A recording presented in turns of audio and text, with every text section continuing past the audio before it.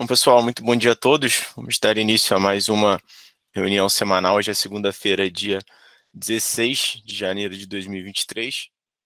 A gente começa a reunião olhando para o cenário local, né? A gente teve uma semana que foi marcada aí pela invasão dos três poderes em Brasília e pelo escândalo contábil das Americanas. A gente viu o Ibovespa, apesar do noticiário, subindo aí 1,79% na semana, cotado a 110.916 pontos, uma semana que foi bastante positiva para os mercados de risco global. Tá? A semana ela iniciou por aqui, então, como eu falei, com a invasão de manifestantes na sede dos três poderes em Brasília, que promoveram aí depredação ao patrimônio público, né? Os atos eles foram contidos pela polícia em algumas horas e os manifestantes foram retirados dos edifícios do governo. Com uma resposta rápida e dura das autoridades do governo contra as invasões, a Bolsa Brasileira acabou não sendo significativamente impactada pelo ato. Tá? No campo fiscal, o ministro da Fazenda, Fernando Haddad, ele anunciou as primeiras medidas da pasta para reduzir o rombo das contas públicas, principalmente com foco no aumento de arrecadação. As medidas melhoraram o saldo primário do governo central em cerca de 243 bi, mas há muita incerteza sobre a aprovação e a eficácia dessas pautas, tá? Nos dados econômicos, a gente teve o IPCA, que registrou alta de 0,62% em dezembro, vindo acima da expectativa, e terminou o ano de 2022 no patamar de 5,79%. Tá? Passando para o cenário internacional, a gente começou a temporada de resultados do quarto trimestre de 2022 com as empresas americanas e com a divulgação do balanço dos grandes bancos. Tá? De modo geral, o sentimento é que os resultados foram melhores do que o esperado, com grande parte dos bancos superando as expectativas.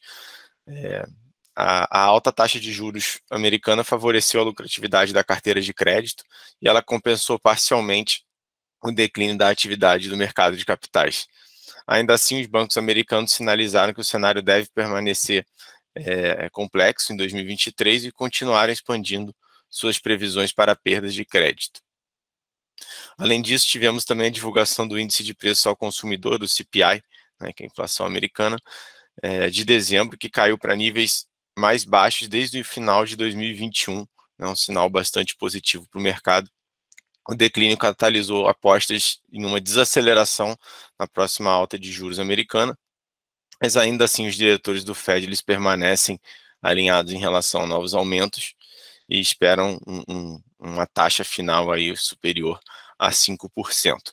Tá? O dado de inflação ele acabou sendo bastante positivo, a gente viu aí os principais índices de ações americanas tendo uma ótima performance na semana. O S&P 500 subiu 2,67% e a Nasdaq subiu 4,54%. Já na China, né, a China ela abandonou o seu controle de fronteiras da pandemia, abrindo o seu perímetro que estava praticamente fechado desde o início da pandemia em 2020. Isso provavelmente resultará em um impulso para a atividade econômica do país, que teria um impacto mais amplo, dada a importância da China como um motor de crescimento regional e como um mercado-chave para os exportadores europeus. Né? Então, mercado aí com as expectativas de reabertura da economia chinesa, a gente vê a Bolsa de Xangai subindo 1,19% na semana. Passando agora para o IFIX, né, nosso índice de fundos imobiliários, ele fechou a semana em queda aí de 0,56%, impulsionado positivamente pelo segmento de shoppings e negativamente pelo segmento de recebíveis. Os FIIs de papel integrantes do IFIX tiveram desempenho médio de menos 0,57%, enquanto os FIIs de tijolo tiveram performance média de menos 0,15% na semana. Dentre os fundos imobiliários, a pior performance da semana foi do GGRC11, né, que é o fundo que possui 19,9% da receita ligada às lojas americanas. Né? Até sobre as lojas americanas, eu acho que é um ponto importante da gente comentar aqui, tudo que aconteceu na semana passada, essa fraude no balanço da empresa, o impacto que ela traz para o mercado. Né? Na prática, o que aconteceu? A gente viu, tiveram 20 bilhões aí de passivo que não estava reportado no balanço da empresa. Com esses 20 bilhões que vieram à tona, o endividamento da empresa aumenta expressivamente, né? A gente tinha, as americanas, ela tinha um endividamento aí na faixa de 3, 4 vezes dívida sobre EBITDA, e com esse novo rombo, com esse rombo que surgiu, isso chegaria à faixa de 12, 13 vezes dívida sobre EBITDA, né? Então, um aumento de alavancagem extremamente alto, e esse aumento de alavancagem ele é extremamente preocupante, porque os credores das dívidas americanas, né, principalmente os bancos, a gente tem até inclusive o BTG entre o maior credor do setor bancário, seguido por Bradesco, Itaú, Safra. Eles, quando a empresa ela fura o que é chamado de covenant, né, que na verdade todo o nível de endividamento que a empresa precisa ter e reportar para os seus credores para poder manter aquele crédito. Quando ela fura esse endividamento, né, ou seja, ela se alavanca mais do que o combinado no acordo de crédito, o credor ele pode executar essa dívida, ele pode liquidar essa dívida, que é o que o BTG está fazendo e que os outros bancos querem fazer também. Ou seja, com a liquidação da dívida, como é que a empresa vai pagar de uma hora para outra 20 bilhões de dívidas, né? Ela não tem recurso suficiente para isso. Tá? Então, por isso esse fato dela precisar possivelmente ter que entrar em recuperação judicial.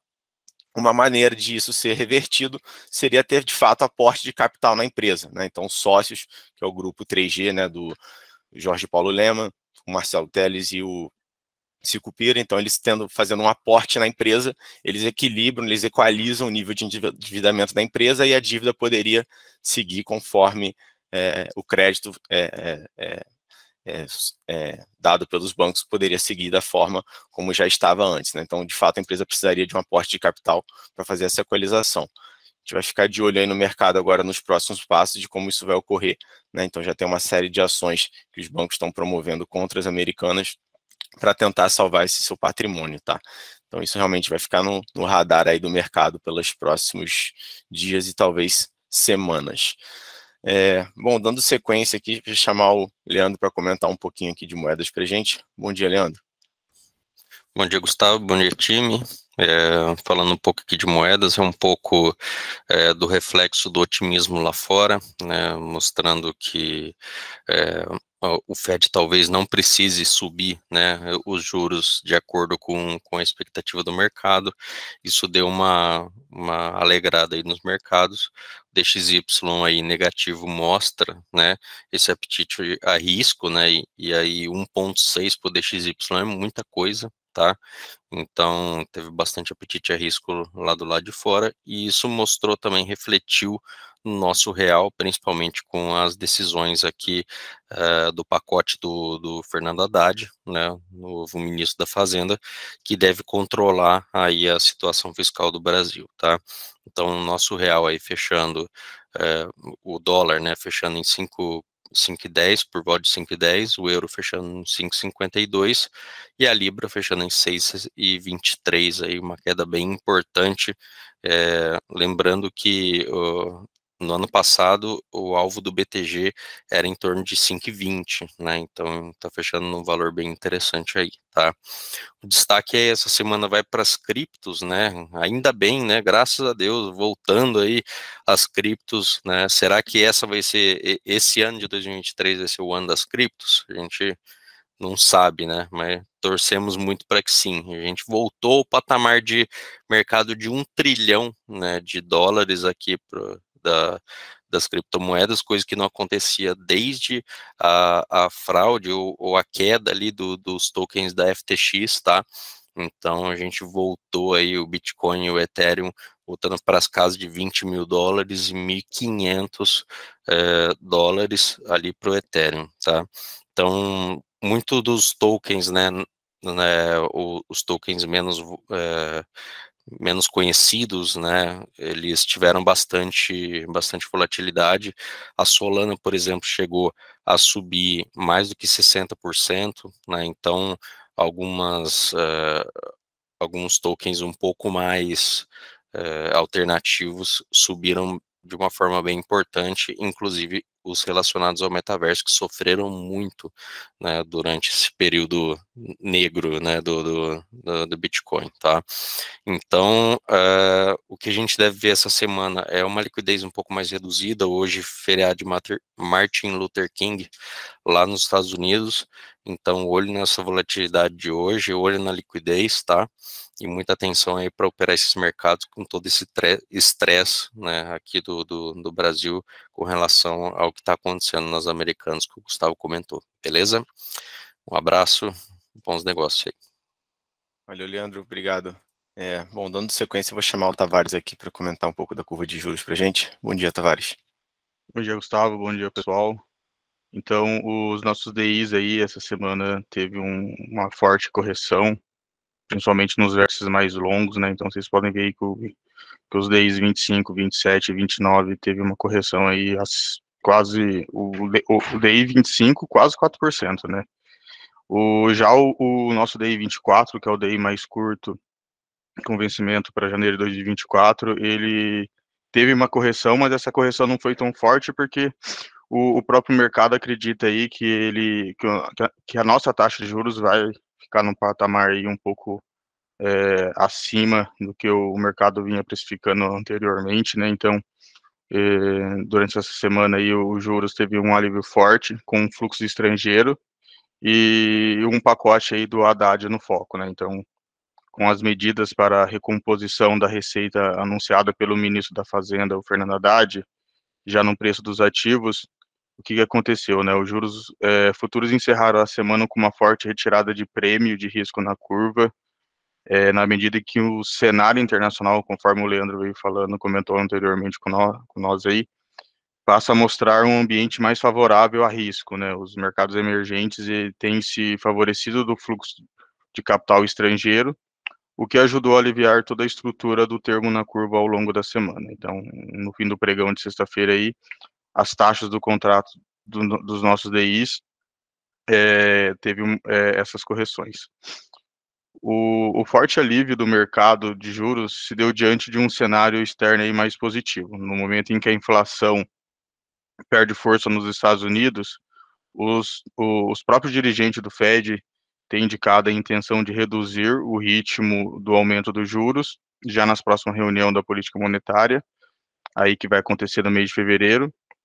E com isso o mercado comprou e já aposta também num ciclo onde que eles compreendem somente dois aumentos aí de 0,25 pontos nos juros americanos e depois chega ao fim, né? Então, aí, diante das proximidades desse fim do ciclo,